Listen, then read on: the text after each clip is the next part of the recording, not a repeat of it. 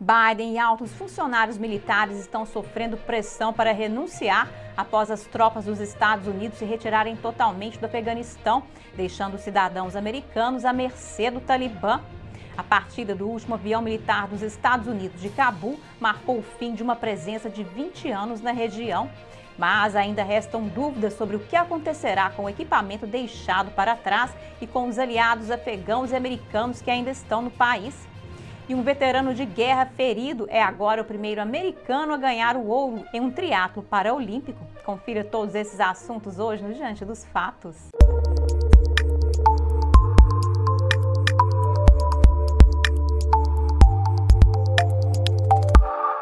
Olá, bem-vindo ao Diante dos Fatos, eu sou Marina Dalila. Após os últimos acontecimentos no Afeganistão, o presidente Biden está sendo pressionado a renunciar. A Casa da Liberdade Caucus está expressando preocupação sobre a forma como a evacuação do Afeganistão foi conduzida. All for the resignation of a sitting president is a somber affair. We recognize the failure of our executive, and it's the right thing to do for the President of the United States to preserve some modicum of honor and to step down. Mas não é apenas Biden que está sentindo a pressão. A Caucus também está pedindo que o secretário de Estado Antony Blinken sofra um impeachment. That he has got culpability for much of the travesty that has gone on here. Quase 90 generais e almirantes aposentados conclamam os principais oficiais militares a renunciar. Eles estão pedindo ao secretário de Defesa Lloyd Austin e ao presidente do Estado-Maior Conjunto General Mark Milley que renuncie diante da retirada desastrosa das tropas americanas do Afeganistão. A carta aberta diz: a retirada precipitada deixou um número desconhecido de americanos presos em áreas perigosas controladas por um inimigo brutal, junto com afegãos que apoiavam as forças americanas. Adicionando, os oficiais da bandeira aposentados assinam que acreditam que esses principais conselheiros militares deveriam ter renunciado por uma questão de consciência e manifestação pública. Eles afirmaram ainda: as consequências deste desastre são enormes e irão reverberar por décadas, começando com a segurança de americanos e afegãos que não podem se mover com segurança para os pontos de evacuação, portanto, sendo reféns de fato do Talibã. A morte e a tortura de afegãos já começaram e resultarão em uma tragédia humana de grandes proporções. Além disso, a perda de bilhões de dólares em nosso equipamento militar avançado e suprimentos deixados nas mãos de nossos inimigos é catastrófica. O dano à reputação dos Estados Unidos é indescritível. Por muitos anos, seremos vistos como um parceiro não confiável em qualquer operação ou acordo multinacional. A confiança nos Estados Unidos está irreparavelmente danificada. Eles também abordaram as implicações geopolíticas daqui para frente, dizendo: agora nossos adversários foram encorajados a se manifestar contra os Estados Unidos devido à fraqueza exibida no Afeganistão. A China é a que mais se beneficia, seguida pela Rússia, Paquistão, Irã, Coreia do Norte e outros. Terroristas ao redor do mundo são estimulados e podem entrar livremente em nosso país através de nossa fronteira aberta com o México e entre os refugiados afegãos inadequadamente examinados. Eles terminaram afirmando: um princípio fundamental nas Forças Armadas é responsabilizar os responsáveis por suas ações ou omissões. Deve haver responsabilidade em todos os níveis neste desastre trágico e evitável. Após a retirada, combatentes do Talibã lançaram rondas comemorativas poucas horas depois que as últimas tropas americanas partiram. It's a mission that brought Osama bin Laden to a just end, along with many of his Al-Qaeda co-conspirators. And it was not a cheap mission. The cost was 2,461 U.S. service members and civilians killed, and more than 20,000 who were injured. Os militares dos Estados Unidos realizaram a maior evacuação não combatente da história dos últimos 18 anos. More than 123,000 people have been safely flown out of Afghanistan. That includes about 6,000 American citizens. Apesar dos esforços históricos dos Estados Unidos, o principal general dos Estados Unidos no Oriente Médio disse que eles não foram capazes de tirar todo mundo de lá. I think if we'd stayed another 10 days, Louis, we wouldn't have gotten everybody out that we wanted to get out, and there still would have been people who would have been disappointed with that.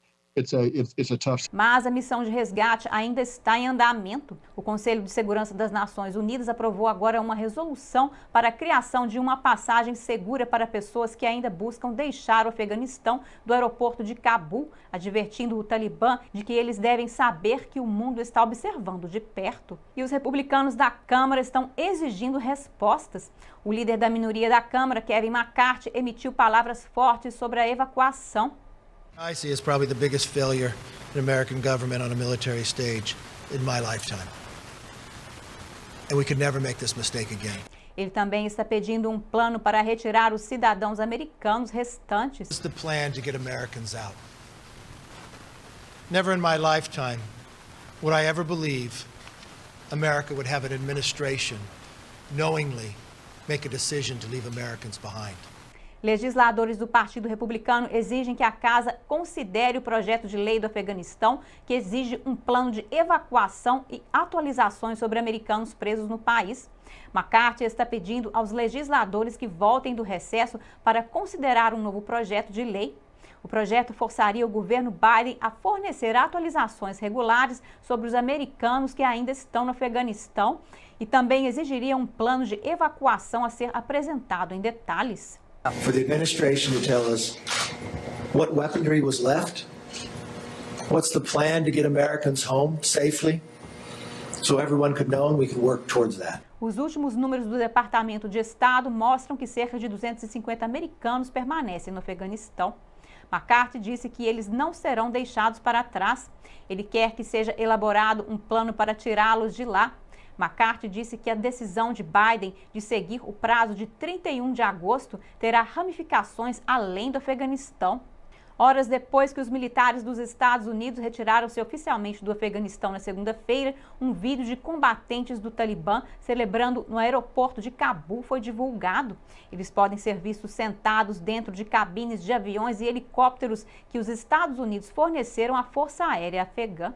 Enquanto as forças americanas conseguiram retirar alguns dos equipamentos do país, muitos deles foram abandonados. O Pentágono disse que as tropas desativaram o equipamento antes de deixarem o Afeganistão. They can inspect all they want, they can look at them, they can walk around, but they can't fly them, they can't operate them. We made sure to demilitarize, to make unusable all the gear that is at the airport, all the aircraft, all the ground vehicles. The only thing that we left operable are a couple of fire trucks and some forklifts so that the airport itself can remain more operational going forward. Os combatentes do Talibã têm muitas armas, munições e veículos fornecidos pelos Estados Unidos que foram apreendidos em bases militares em outras partes do Afeganistão, quando eles assumiram o controle do país. O grupo se comprometeu a permitir que as pessoas que ainda querem ir embora, mas não puderam ir ao aeroporto, possam fazê-lo. Ainda existem cerca de 200 americanos e mais afegãos que estão tentando sair.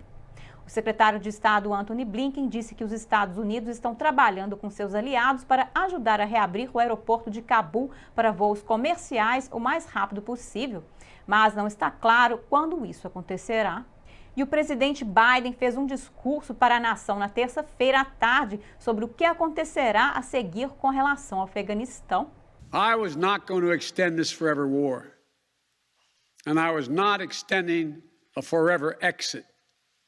The decision to end the military airlift operations at Kabul airport was based on the unanimous recommendation of my civilian and military advisors, the Secretary of State, the Secretary of Defense, the Chairman of the Joint Chiefs of Staff, and all the service chiefs, and the commanders in the field. 20 service members were wounded in the service of this mission. 13 heroes gave their lives. I was just at Dover Air Force Base for the dignified transfer. We owe them and their families a debt of gratitude we can never repay, but we should never, ever, ever forget. To ISIS-K, we are not done with you yet. We'll hunt you down to the ends of the earth and you will pay the ultimate price. E como ficará a situação dentro do Afeganistão? O porta-voz do Talibã disse no Twitter: todos aqueles que possuem bens, equipamentos, armas, munições ou veículos do governo precisam entregá-los ao departamento relevante.